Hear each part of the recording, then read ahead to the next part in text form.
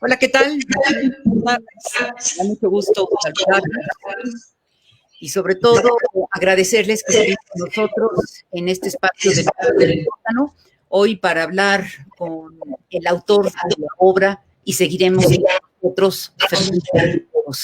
Fernando, ¿qué tal? Muy buenas tardes. Muy buenas tardes, Pilar, gusto saludarte. Ante todo, pues quisiera yo agradecer a las librerías El Sótano por su amable apertura para poder presentar mi novela y seguiremos siendo nosotros. Y a ti agradecerte que podamos tener esta conversación con una periodista tan destacada y con tanta trayectoria internacional como tú. Y agradezco mucho esta oportunidad. Creo que va a ser un buen momento para platicar de esta obra con nuestros estimados amigos que nos están escuchando y a los cuales les mando un saludo muy cordial. En la República Mexicana, en España, en California y en Latinoamérica, les mando un cordial saludo. Muchísimas gracias. Me presento, soy Pilar Álvarez Lazo y en efecto en esta ocasión podré acompañar este espacio del sótano gracias al sótano. Fernando, entremos en materia. Nos vas a presentar una novela, pero antes de entrar a ella, y seguiremos siendo nosotros, quisiera un poco hablar de ti como escritor. ¿Llegas a ser escritor en qué momento de tu vida? ¿Cómo se da ese giro que nos pudieras introducir en este? Pues mira, yo entro en la categoría de los escritores tardíos. Por escritor tardío se entiende a las personas que escribimos y que publicamos en el tercio de nuestras vidas. ¿Por qué? Porque hicimos otras cosas, otras actividades profesionales y humanas en las dos primeras tercios de nuestra vida. Pero eso no es ni bueno ni malo, es simplemente el tiempo que nos tocó para poder escribir. Y historias de éxito, pues hay muchas en este sentido, hay muchos escritores que lo han hecho, como Daniel Defoe, como Sam Savage, como Manuel Gutiérrez Aragón, como el mismo José Saramago, que hicieron muchas otras cosas antes, dedicadas a otras actividades profesionales, periodísticas, y que después decidieron pues ya dedicarse de tiempo completo a la escritura, que es en el momento en el que yo estoy. Siempre has sido escritor, un lector y has sido escritor, aunque no directamente enfocado en la literatura. Eres doctor en Derecho, tienes un doctorado también en artes creativas y más orientadas hacia el lado literario. Tú decides esta transformación de carrera en esta etapa de tu vida para escribir, no precisamente esta novela, sino para ¿cuál es tu intención de trascendencia a través de la escritura? Fíjate que una cosa que yo también te podría comentar en relación a esta categoría de escribir en este momento de la vida es precisamente porque yo creo que al menos dentro del ámbito creativo de la literatura y de la novela en específico, yo creo que para poder escribir, Pilar, se necesita, al menos novela, se necesita haber pasado ciertas cosas, ciertas experiencias en la vida, haber podido leer el libro de nuestras propias vidas, poderle haber visto la espalda a las cosas, a las emociones, a las personas, para poder valorar los contrastes emocionales, para poder apreciar lo que la vida nos ofrece y poder reflexionar y sobre todo transmitirlo en palabras, en historias para contar. Yo creo que eso es lo fundamental y creo que, y estoy convencido de ello, que la obra que uno escribe cuando tiene este cúmulo de vivencias que han pasado por nuestra vida, pues logra el objetivo de toda buena obra, que es el de conmover, es el de hacer reflexionar, es el de hacer una reverberancia emocional y reflexiva en los lectores. Y ese es mi objetivo. ¿Podemos entonces hablar y seguiremos siendo nosotros, tu nuevo libro? Claro, claro, por supuesto.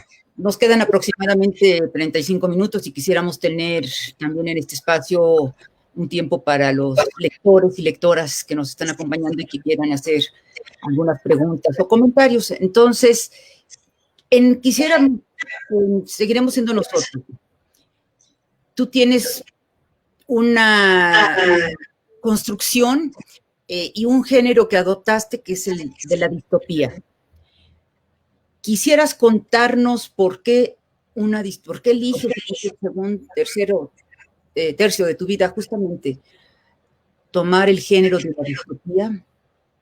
Sí, como no, mira, el género de la distopía, eh, tradicionalmente se toma como la percepción de un subgénero de la ciencia ficción que establece y se enfoca sobre eventos traumáticos muy desagradables de la vida que llevan hacia el apocalipsis, hacia la destrucción, hacia el pesimismo. Pero es muy diferente las distopías que se manejaron y que se escribieron en la primera mitad del siglo XX, con las distopías clásicas como Nosotros de Samiatín, que se publicó en 1919, o El Mundo Feliz de Aldous Huxley en 1931, o 1984 de George Orwell, que se publicó en 1949, o Fahrenheit 451 de Ray Bradbury, que se publicó en 1953. Todas estas novelas de distopías fueron una reacción literaria de ese grupo de escritores ante los eventos que surgieron de los conflictos bélicos, ante el totalitarismo, ante la marginación, ante la necesidad de una hipervigilancia por parte de los gobiernos hacia sus ciudadanos. Y entonces yo creo que es muy diferente ese tipo de distopías porque fueron entornos diferentes a las situaciones que estamos viviendo actualmente con el cúmulo y la mezcla de distopías y de amenazas externas que estamos viviendo, sobre todo en el último lustro, que concretamente las amenazas que representa el cambio climático, las amenazas que representa una eventual conflicto nuclear, las pandemias y el desarrollo vertiginoso de las nuevas tecnologías y la aceleración digital. Esta mezcla de distopías de una manera simultánea son las que proyectan la inquietud de los autores contemporáneos que escribimos distopías para hablar y confrontar estas situaciones, pero verlas desde un punto de vista diferente a como se veían anteriormente. Es decir, verlas de frente, verlas a los ojos, habitar la incertidumbre. ¿Qué más y qué más da los ojos que estás hablando de esta distopía en este mundo moderno, que ya no es solamente moderno, posmoderno, neomoderno, es hipermoderno, porque la tecnología imprime un sello innegable en casi todos los aspectos de la vida. De hecho, en tu trama, que es el trama de una familia disfuncional, ocurren muchas cosas, pero lo que no voy a, por supuesto, adelantar a los lectores, pero se desarrolla sobre todo frente a, como ya decíamos, la tecnología, tomas la biomedicina y el mejoramiento genético para ponerlo en uno de los personajes. Hablas también del hiperconsumo, que quizás sería muy interesante que abundaras en él por lo novedoso de pensar en un mundo consumista que todavía puede ser más consumista. Y finalmente, justo hablas de la inteligencia artificial de una forma que pudiera salvar al planeta en esta amenaza que tenemos ante el cambio climático o el antropología, que nosotros la utopía tiene también una utopía. ¿Quieres hablarnos antes de contarnos un poquito más de los personajes? Sí, cómo no, mira, bueno, son varias partes que yo identifico en tu pregunta. Por un lado, efectivamente, si nosotros trazáramos una línea de tiempo, veríamos que la época actual que estamos viviendo es una época de lo más interesante, pero de lo más compleja, porque nos presenta las posibilidades desde el punto de vista de las nuevas tecnologías de poder solucionar o no los graves y los grandes y profundos problemas de la humanidad. Y el elemento disruptor que hace distinto esta época con las anteriores es precisamente el desarrollo exponencial de las nuevas tecnologías, la aceleración digital que estamos viviendo en este momento. Y por nuevas tecnologías nos referimos a la nanotecnología, a la biotecnología, a la inteligencia artificial y a la robótica. Son todas este conjunto de vías y de posibilidades tecnológicas que nos ofrece la época que vivimos. Y entonces lo que detona todo esto es un vértigo y la velocidad en la cual se están desarrollando las nuevas tecnologías provoca un vértigo en la percepción de la gente. Y eso, a mayor vértigo, produce mayor incertidumbre, a mayor incertidumbre, mayor ansiedad, a mayor ansiedad, depresión, y la depresión la tratamos de aminorar a través de hiperconsumo. Es decir, tratamos de consumir no nada más bienes y productos, sino conductas, adicciones, evasiones, indiferencias, encornos, odios, para tratar de disminuir la percepción de ansiedad, de incertidumbre que tenemos en esta cadena de emociones que nos presenta la vida hipermoderna. Y entonces, pues, efectivamente, en la novela trato yo de ir planteando diferentes aspectos de esta realidad hipermoderna que por un lado se refieren al confrontamiento de la salud, de la enfermedad, de la posibilidad de la muerte y de cómo puede influenciar tanto la programación genética como la inserción tecnológica dentro de nuestros cuerpos para tratar de una manera distinta, porque no es lo mismo la manera como tratamos con iniciación tecnológica en nuestros cuerpos para enfrentar las enfermedades crónico-degenerativas que como se trataban anteriormente. Y entonces eso es lo que yo trato de presentar en esta novela, que precisamente el punto fundamental es demostrar plasmar, mostrar al lector la fragmentación social que sucede cuando encontramos poblaciones natural o artificialmente distintas, como es lo que yo planteo. Hay un personaje en tu novela que quizás podemos, sin adelantar la trama, pero sí para despertar la curiosidad, un personaje interesante porque él ha sido modificado genéticamente, pero además tiene la introducción de un chip bajo la piel, no como lo conocemos ahora, que es un chip con GPS para localizar a las personas por una u otra razón, sino en este caso para tener un disco duro con una memoria prácticamente sin límites, porque además de que no es su propia memoria, es la memoria de todos los archivos digitales que existen en el mundo, que al mismo tiempo se siguen alimentando con inteligencia artificial. O sea, eso abre en sí mismo una historia extraordinaria que tú condensas en uno de estos personajes. ¿Nos quieres contar algo más? Sí, claro, mira, algo que quisiera yo también poder mencionar es que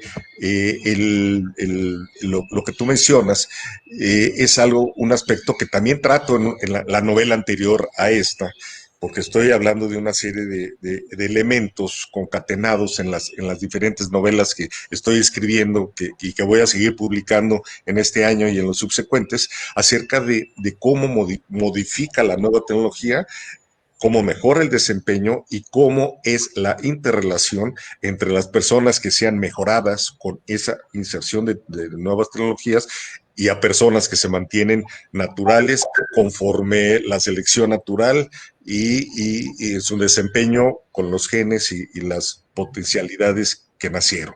Y entonces, efectivamente, aquí en esta novela, y seguiremos siendo nosotros, el personaje al que tú te refieres, que es el hijo de esta pareja, que deciden tener a una familia, pero están en medio del conflicto y del debate y de la controversia entre esta pareja, entre procrear hijos programados genéticamente o programar hijos que sea a través de la selección natural. Entonces ellos deciden pues tener dos hijos, uno con inserción tecnológica y programación genética y el otro, la otra tenida de una manera natural. Y entonces el hijo que es nacido con programación genética y con inserción tecnológica, efectivamente tiene esta posibilidad de genéticamente poder evadir las enfermedades crónico-degenerativas, poder aumentar su desempeño físico, mental, psicológico y poder tener un mayor rendimiento en sus actividades que él desarrolla. Y entre ellas está también la posibilidad de tener lo que se llama en la novela el memory chip, que es una inserción dentro del cerebro, en la parte de atrás de la oreja, que activa con el neocórtex para tener un enlace Bluetooth con una nube que pudiera tener acceso a toda la información. Haz de cuenta un Wikipedia en nuestros cerebros. Y entonces eso pues afecta y trastoca pues todo el sistema educativo, todo el proceso de enseñanza-aprendizaje, las posibilidades de los accesos a las informaciones se van configurando en relación a las actividades laborales que ese determinado individuo haya sido determinado o ubicado, y entonces, bueno, pues aquí se abre un mundo infinito de posibilidades para poder nosotros reflexionar. Fíjate que el objetivo de plantear estas cosas en la novela, Pilar, es básicamente que el lector o la lectora tengan esta oportunidad de información de una manera accesible, de una manera digerible, para poder empezar a reflexionar, a conversar entre ellos, sus familias, sus amistades, sobre estas posibilidades que déjame decirte que no son ciencia ficción, ya son hechos que existen, ya estamos frente a ese desarrollo tecnológico exponencial de una manera frontal y tenemos que tomar conciencia, tenemos que usar nuestra libertad para dirigir nuestra mirada hacia esos desarrollos que estamos viviendo ya y sobre todo la manera como vamos a enfrentarlo, cómo vamos a vivir nosotros ante esos eventos de desarrollo exponencial desde el punto de vista tecnológico y cómo vamos a imaginar un futuro juntos posible que nos lleve a una convivencia pacífica y constructiva. Hay también interesantes construcciones con respecto a los personajes masculinos, los personajes femeninos, los personajes no binarios, lo cual hace que tu novela tenga una riqueza adicional en este encuentro entre lo natural y lo mejorado. Sí quisiera detenerme porque evidentemente lo leí también pensando en visión de género. Y tienes 3 mujeres bueno, tienes varias, pero con peso fuerte tienes a la esposa, una mujer frustrada y extraviada, a la hija, Vita, que es la hija ideal, pero como persona solo la ubicas en su relación de pareja con una persona con discapacidad. Y finalmente tienes a Alma, una mujer que toma todas sus decisiones en función de la libertad, como persona, como ser humano, casi como un ideal. Son los 3 temas que planteas en la novela y una cuarta persona que justamente introduce, ahora hablaremos del personaje principal, introduce al mundo de la música, al mundo de la literatura, precisamente. ¿Quisieras contarnos un poco sobre esta forma en que pusiste a las mujeres, construiste tus personajes femeninos? Sí, cómo no, mira, en esta distribución de conductas, emociones, sentimientos, pasiones, rituales, símbolos que tú distribuyes cuando diseñas una novela, definitivamente pues la distribución por género pues tienes tú que manejarla de una manera equitativa para no hacer una cuestión como tú llamas binaria de aquí están los hombres, están las mujeres y estas son determinados estereotipos o etiquetas que vamos a poner en relación a eso. Yo traté de distribuir, como tú dices, si tú te fijas, son el papá, la mamá, el hijo y la hija. Nada más en ese centro, por hablar en este momento sobre los personajes protagónicos, para después hablemos de los personajes secundarios, pues son precisamente el papá y la hija, un hombre y una mujer, desde el punto de vista natural, que son gente que están más del lado del desarrollo natural, de la apreciación de la naturaleza, de la el reforzamiento de las culturas, de los símbolos del siglo XX y de principios del siglo XXI. Y por el otro lado también está un hombre y una mujer, o una mujer y un hombre, que tienen la tendencia y la orientación hacia el mundo hipertecnologizado. La mamá, que no es alguien que haya sido programado genéticamente ni con inserción tecnológica en su cuerpo, pero que sí, precisamente por la historia de dolor, de sufrimiento, de características que le ha tocado vivir, aspira o cree que encontraría una redención para ese proceso de sufrimiento a través de la inserción tecnológica.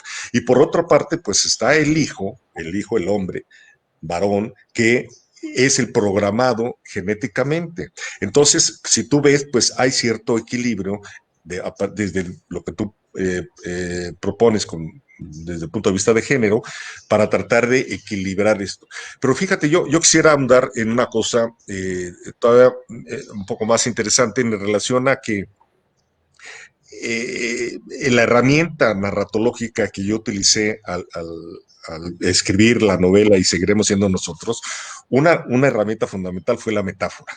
Y entonces yo no estoy hablando aquí tanto con una perspectiva de género, sino que trato de orientar a la humanidad como una familia, trato de orientar al viñedo que aparece ahí como el planeta Tierra, trato de reflejar al padre que está en una enfermedad terminal como el hombre que viene del siglo XX con la cultura, con los valores, con los símbolos rituales del siglo XX en una enfermedad terminal, es decir, próximo a perecer. Y estoy caracterizando a la mujer, a la esposa, como ese ser humano, sea hombre o sea mujer, que está en medio de la transición entre el dolor y los defectos, las carencias del mundo natural y la expectativa de una mejoría desde el punto de vista tecnológico. Y por el otro lado está ya el ser humano transhumano, que es aquel que ya tiene adentro de su cuerpo la programación genética, la inserción tecnológica, que está programado precisamente a estar dosificado incluso en sus propias emociones, pero que se encuentra en un mundo desadaptado, porque no toda la gente con la que convive es mejorado y es transhumano como él, sino que tiene que convivir con la hermana, tiene que convivir con el padre, con la madre, que no son todavía totalmente mejorados. Y entonces, pues sí se encuentra con que tiene esa posibilidad de un mayor desempeño físico, mental y psicológico, pero que se encuentra desadaptado o en medio de una profunda soledad. Y está el cuarto personaje, que es la hija, en donde ella misma pues se reconoce natural porque nació natural y más enfocada y tiene más identificación con el padre, con los valores de apreciación de la naturaleza, apreciación de las expresiones artísticas, culturales que tú mencionas, la apreciación de la expresividad emocional y sentimental de los seres humanos naturales, pero con una capacidad de adaptación para su sobrevivencia dentro de un mundo hipertecnologizado, con esa posibilidad de interrelación con sus compañeros de trabajo, con su hermano, con su madre, en donde ella también puede tener ese movimiento de cintura para adaptarse, para poder sobrevivir. A mí me parece muy afortunado y por eso lo menciono, esta introducción muy respetuosa de una identidad de género no binaria, pero de esto evidentemente no se trata ni de elegías ni de apologías, pero hay más de esa determinación. Para pasar a la otra parte de esta, ya nos hablaste del mejoramiento genético, del consumo, que creo que todavía se puede hacer más. También hablas sobre el tema de las adicciones, la adicción a los videojuegos, muy a tono con el esquema tecnológico de la novela, la adicción a la comida. ¿El riesgo autodestructivo crees que se acentúa con la hipermodernidad? Sí, yo creo que es lo que comentábamos hace un momento.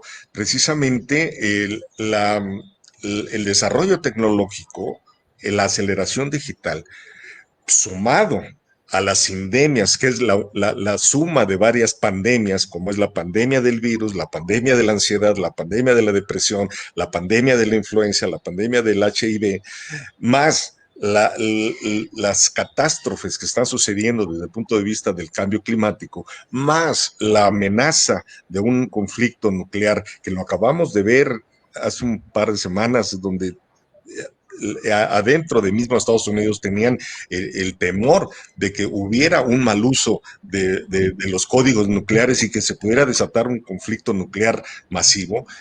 Eso detona esta cadena emocional que hablábamos. Y entonces lo que resulta es la ansiedad, la depresión, el hiperindividualismo, el hiperconsumo.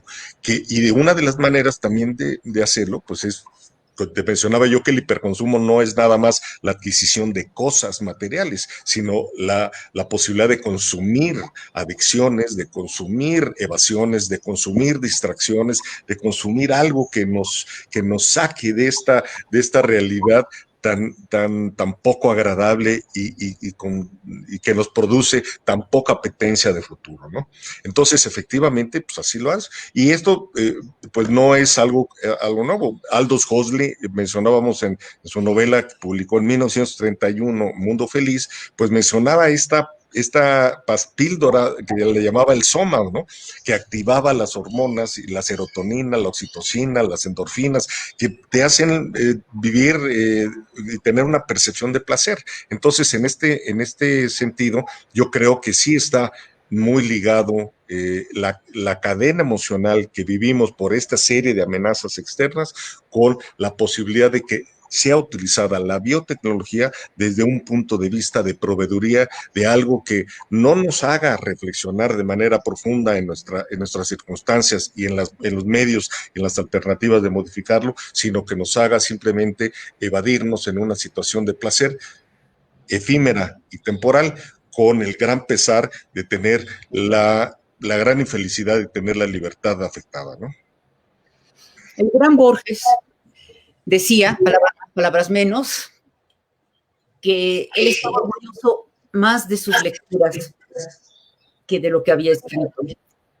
Para ti, ¿qué te gustaría conseguir en el lector? Mira, yo lo que quiero conseguir en el lector básicamente pues, es esta oportunidad de conversación, porque yo considero que las lecturas son un regalo de conversación entre el lector y los amigos o maestros vivos o muertos que uno encuentra en los autores de los libros. Entonces, en esa posibilidad de conversación, tener la pausa para la reflexión, para los comentarios, y yo esperaría del lector que los dos, tanto él como yo, saliéramos más jugados, más relajados después de haber tenido esta plática, esta conversación, en donde se da de alguna otra manera. Cuando tú estás leyendo algo, tú puedes cuestionar al autor y decir, no, espérate, esto no me la creo, o esto sí, oye, no había pensado que le iba a dar esta solución el autor a esta trama, a esta subtrama, y bueno, mis respetos, autor, o no. Entonces, esa conversación que uno tiene con el autor, yo creo que es muy rica, es de los grandes regalos que ofrece la lectura para poder transportarnos a otros mundos, para poder crear, imaginar y poder conocernos mejor a nosotros mismos y al mundo en el que nos tocó vivir. Bueno, hay que decir que la novela Y seguiremos siendo nosotros está en venta en el sótano, por eso estamos teniendo esta conversación, y también se puede adquirir en línea. Ya al principio de esta transmisión se puso la información y seguramente será esto repetido. Pero para continuar hablando sobre tu novela, eh, Hay, hay una sensación que el mundo capitalista es, por no con la categoría capitalista, sino en este mundo desigual que vivimos, inequitativo y sobre todo muy guiado precisamente hacia el consumo, que las innovaciones siempre buscan el bienestar de los seres humanos, más no necesariamente con la salvación del planeta. Y uso aquí palabras del planeta. Tú hace un momento estabas hablando de que el viñedo que dices en la novela es una metáfora sobre el planeta y el cambio climático. Y adelantas algunas reflexiones, como novela que es, no como ensayo, sobre el cambio climático. Eres un optimista en ese sentido. Sí, no, definitivamente. Es lo que te comentaba de la manera nueva de hacer estas distopías. Estas nuevas distopías es cuando yo te mencionaba hace un momento, cuando tú presentas desde el punto de vista literario una serie de eventos que amenazan a la sociedad, que son amenazantes, pero que tú permites en la trama y en las subtramas con los personajes que puedan ver esa realidad de frente a los ojos, que puedan habitar esa incertidumbre para proyectar y reorientar esa realidad amenazante que tienen, que reciben del exterior, poderla reencauzar, reorientar hacia un deseo utópico de redención, de sanación, que pueda relajarlos, se pueda concretar o no se pueda concretar, pero esa delimitación, esos trazos de esperanza, yo creo que son necesarios en la literatura distópica que estamos viviendo en esta época. Nos estamos acercando hacia el final para abrir el espacio para preguntas y respuestas. Esta distopía, bajo estas características que acabas de describir, es un género que también está explorado en América Latina, en el Caribe. ¿Puedes decirnos un poco más sobre otros autores con quienes también o te han influido o los has influido o ha habido un diálogo creativo? Sí, mira, bueno, hay géneros, como te comenté, de las distopías clásicas a las distopías del siglo XXI. Y las distopías del siglo XXI, pues se da de una manera, de un imaginario colectivo. Yo lo he platicado con otros compañeros escritores que escribimos distopías actualmente y vemos que sin ponernos de acuerdo, empezamos a escribir cosas que tienen este tipo de orientación que hemos platicado. Entonces, así te puedes encontrar con Ray Lóriga en España, con Gerardo Meléndez Salmón, con su obra República, te puedes encontrar en Colombia con Fernanda Trías, con Juan Álvarez, en México con Emiliano Monge, que acaba de publicar Tejer en la Oscuridad, con Víctor Miklos, en Chile con Francisco Rivas, en Argentina con Pedro Maidal, en fin, hay una serie de tendencia totalmente espontánea e involuntaria para tratar estos temas, confrontarlos, precisamente porque la ansiedad en este mundo multidistópico que estamos viviendo, pues se está generalizando. Es una de las pandemias también muy profundas que tendremos que ir resolviendo en estos tiempos, sobre todo para conversar juntos, para ver lo que nos une, para ver lo que nos reencuentra como seres humanos,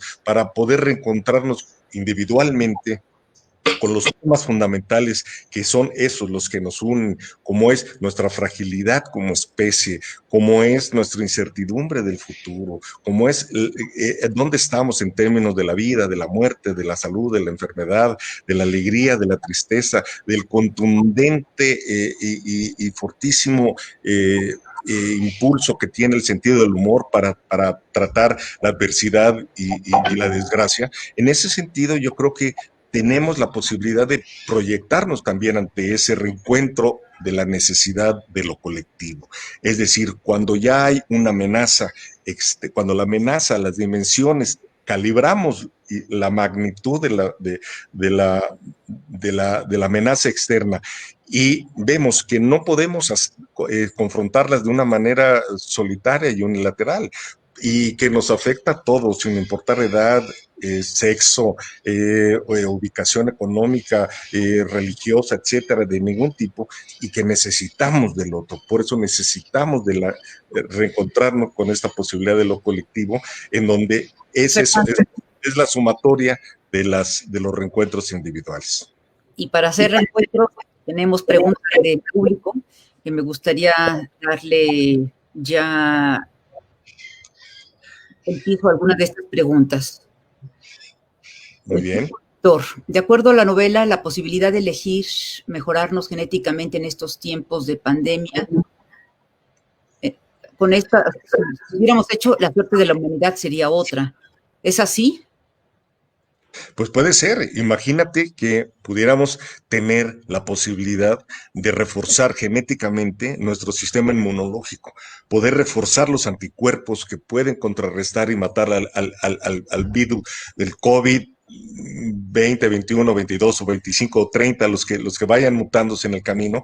Imagínate la posibilidad de podernos evitar y que en vez de vacunas pudieran ser programaciones genéticas que antes que pudiera venir el virus de China o de cualquier otro país, pudiéramos nosotros tener ya el mecanismo de los anticuerpos en nuestra estructura inmunológica y poder afrontar eso. Pero esa es una de tantas. También puede ser en contra de la diabetes, también puede ser en contra del Alzheimer, también puede ser de Parkinson. O sea, hay enfermedades que genéticamente, con la debida programación genética, se podrían superar.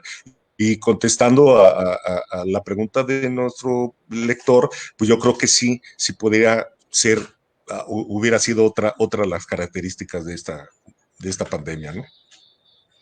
Tenemos otra pregunta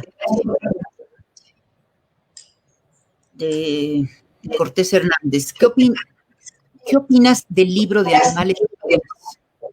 Mira, seguramente se refiere al libro de Yuval Noah Harari, que es precisamente en donde habla de dioses, de animales a dioses, en donde hace él es un historiador israelita que es un gran e importante historiador y filósofo actualmente, en donde él tiene ya 3 obras en donde habla precisamente del contexto que estamos viviendo. Lo hace de un repaso histórico en donde ve que estamos nosotros modificándonos a llegar a ser dioses, como menciona el título y la pregunta.